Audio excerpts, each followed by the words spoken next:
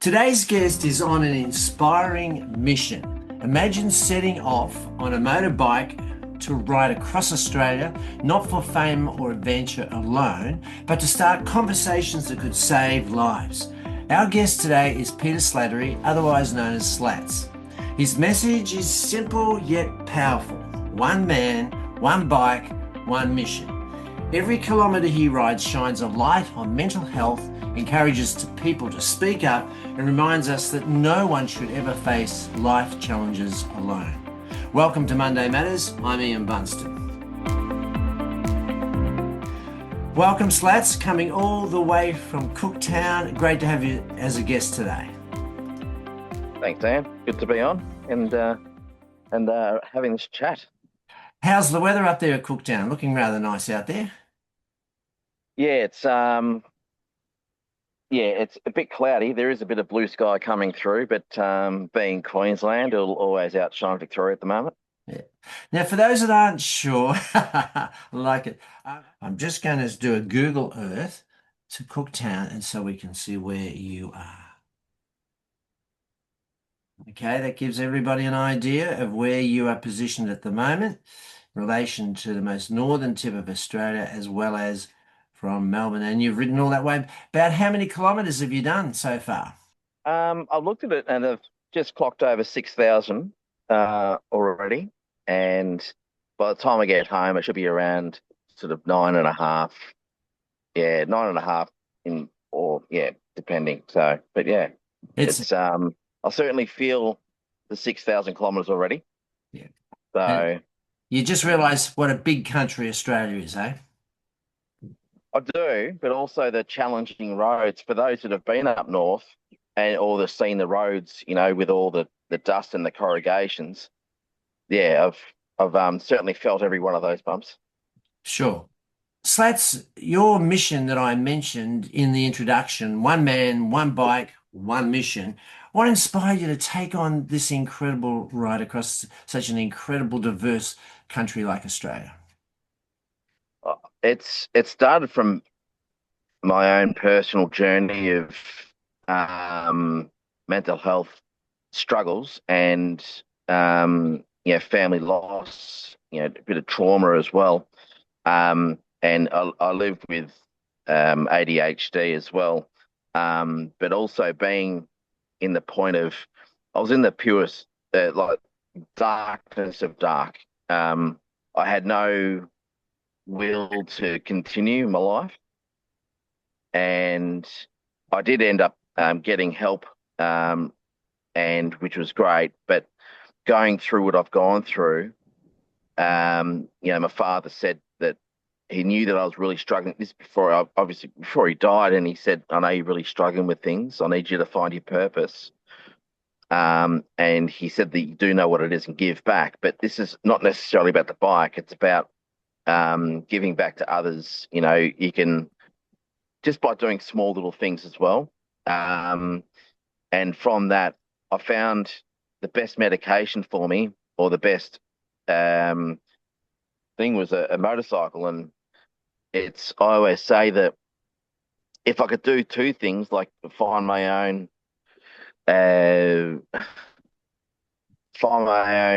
sort of support for myself through the motorcycle, it's great. But I can do it, spreading the word, because when you do arrive somewhere in the middle of nowhere and you've got a nice big bike, it becomes a conversation starter. So it made things a lot easier. But I also don't want people to go through what I've gone through, because it's so dark, and you're so helpless in life. And I just it's yeah, and you see people going through it, you just want to give them just a just a little sort of push in the right direction. It's very important, but I always say this bike has been life changing, but it's been life saving as well for me. It's a remarkable story, and we're going to unpack a bit more of what it's how this whole venture has helped you and helped others. Before we do, just for the bike enthusiasts, that's the motorbike riders, what type of bike have you got behind you? It's a BMW 1300 GS Adventure. It's a 2026 model, and being a BMW, I don't need to indicate. Um, but yeah, no, it's a great bike. It served me well. But yeah, it's a big bike, 30-litre tank, so I get probably when it's full like this, probably about close to 480 kilometres per tank. Um, but yeah, no, it's a great bike. Fantastic. So I want to now just turn the conversation to some of the lessons that you've learned along the way. You've traveled literally thousands of kilometres. You started at Melbourne, went down to Wilsons Prom, and then all the way to Cape York. Okay, and you've met people along the way from all walks of life. Can you tell us about some of the conversations or experiences you've had along the way and those that have had a real impact on you and others? Impact. I've spoken to hundreds of people on the way, um, and there's never been a negative conversation that I've had at all. They've all been great. When I mean that, a lot of the time someone will open up about something, and which is great, which is kind of you're telling a stranger some of their struggles have been having, their struggles that they've been having, but creating the right environment for them to explain my thing as well gave them an opportunity to speak with that vulnerability. But the conversations I've had range from people with PTSD from the military, police officers. I've had quite a few firemen as well, but young people, young Indigenous kids, and some of the adults as well that have dealt with mental health. Just recently, there was actually when I was here in Cooktown on the way up, I was speaking to two people, and their brother had just taken his own life 2 days before, and he goes, it's pretty bad in the community, and it just sort of you're learning a lot along the way, but you're also learning a lot that you're not alone in this. It's such a big look. The stats will say one in five, but I'm thinking it's a lot higher than that. That people do have struggles, um, but it's been good, touching base with people that just even work in the industry or they're nurses or they're doctors. It's I've had some great conversations and met a lot of people. I would say I've met a lot of friends I'll probably never see again, but it's been great. Okay. And you've mentioned about speaking up, and you say that strength starts with speaking up. And so many people still struggle to actually ask for help, don't they? So, what would you say to someone today who's listening who feels that they're carrying life's burdens just by themselves? Acknowledging that it is hard. It is hard to speak up. It's also it can be quite confronting for someone to open up. But letting them understand that if they're speaking to someone, like with me, for instance, there was someone being vulnerable in front of me. It allowed me to be vulnerable as well. They're talking about their own things coming up, but it turned around. They didn't actually have anything going in their life. They made it up so I would speak. So they created a safe environment. But it was a good thing to do. But when it comes down to seeking help, particularly in Australia, we do have like the mental health plans and all that. I did do a video and I talked about how it can feel confronting to do it and answering these questions, but it's the first step to take, and it's okay to have these things, and it shows that the person has a lot of love, that they're still around, and that they don't want to have these issues going on or anything like that. They just want to feel normal as such. But what is normal these days, But it's I always say to people that if you are there, you need to truly listen, but also ask the question. I think we touched on this yesterday, Ian. How you going, mate? Yeah, good. On a scale of 1 to 10, how good? Yeah. I think it was a great concept that you said. But look, the first step of getting support, and it took a weight off my shoulders, was getting a mental health plan.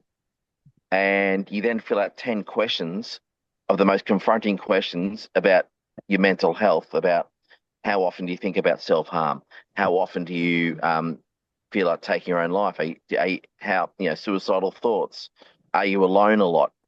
And it brings up a lot of things, and you're filling it out, and you can get emotional filling it out. But that number at the end, when they realise, is actually they want to see an improvement on that number that comes up after you've done all the scoring. Um, but yeah, it's. I think a lot of things are case by case scenario with people, but it's us as humans.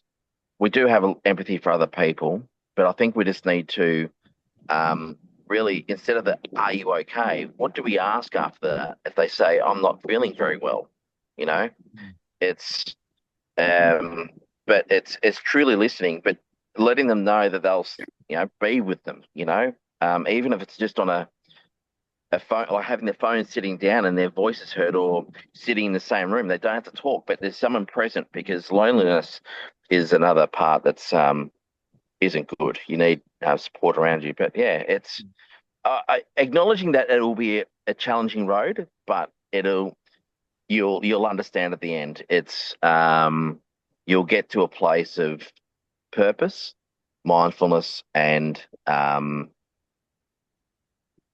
somewhat happiness. But what is happiness for everyone? Yeah. So just changing tack a tiny bit and zoning in on you personally, what has the ride of all these kilometers and plus all these conversations done for you personally, do you feel? Look, man, one, I do love motorbike riding, but it's I'm getting to see some of the most amazing things. And look, when you find mindfulness, like I've done yoga as well, of all things. I never thought I'd do yoga, and found peace in my mind with a lot of things. And I'm not cured of anything. I still battle it, but I know how to. I think I'm a bit more emotionally mature now. I know how to use the tools and things like that. But with the riding, it challenges. Like this ride has challenged me somewhat. Like it's at the end, I've completed all up around 1,500 kilometers of just dirt, corrugated roads, vibrations, and the fear of coming off when you're traveling at 80 to 90 kilometers an hour, trying to skim over these corrugations, and you feel the bike wobbling underneath you. It's challenged me in a way, but I've also been able to celebrate a win. You know, I've made it there without a scratch. To the next stage. But when you stand here and you see images of what people have had on their social media, or they've been at the tip and you've got that sign behind you, and I'm standing there at the very tip and I've been at the bottom of the tip, it puts in perspective how amazing the world is. And yeah, to take the time and just sort of see things around you, because we're so busy on our phones, so busy working, that we're not kind to ourselves too much. And doing something like this in a beautiful country, you get to see the world differently. And that's what I love. When I'm on the road, I don't think of anything else but the road in front of me. So I have a clear mind, and it's quite relaxing Mm. without the corrugations and the vibration. Without those corrugations, yeah. Yeah. Just looking ahead, and this is probably the crystal ball question, or just jumping a few months ahead. When you finally arrive back in Melbourne, what would be the main message that you hope that Aussies have learned or heard from all of what you have done riding around Australia to have discussions about mental health and supporting people? I think that we're such amazing creatures that we all have a part to play for each other. Um, and the little gestures of things, or I want people to know that everyone has an impact on anyone every day. It's um, one, being kind to yourself in general, and looking after yourself, have a routine, and I'll talk about that a fair few times. But I think being kind to yourself, but also speaking to people on the way, or just doing a kind gesture, holding the door open, or saying hello, could change someone's day. Because I always say to people, be that person, be the one to make it safe, because one moment your moment could be the reason someone else stays alive. Because the little things we do in life, I think that's what they call the butterfly effect. A small little thing can, you know, can create some other things going on. I just want people to have hope and give themselves a chance, but understand this is normal. We have a mind that gets confused, but we have a heart that has love, and I think it's like with my kids when they were struggling with a few things. I remember telling them a few times that your brain is struggling a bit, but start listening to your heart right now. What's your heart telling you to do? But tomorrow is a new day, and it's hard to tell someone when they're in crisis, but it is normal. And like on my page, like there was a post the other day when I felt so alone.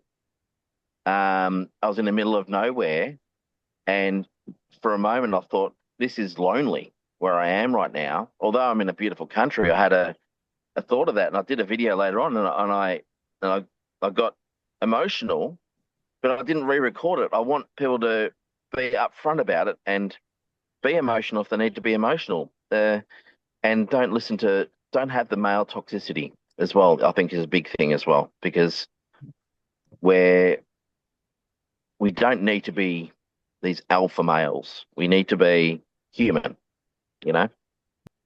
Slatts, look, thank you for being so vulnerable, courageous, and sharing your story with us today. And it's a remarkable journey, and you've reminded us about the benefits of having good conversations with people. Your ride is certainly a long one, it's huge, but it's breaking down stigma, and it's building connection, and it's giving people hope. If you want to follow Slatts and his adventures, you can do a quick search on Facebook, Slatts Adventures, and you can see all that he's getting up to. We really appreciate you being a guest here today at Monday Matters, Slatts. Thanks, Ian. Thanks, everyone. Monday Matters podcast is where we celebrate people doing extraordinary things to build stronger, more connected communities. Until next time, keep looking after yourself and each other, and keep connected.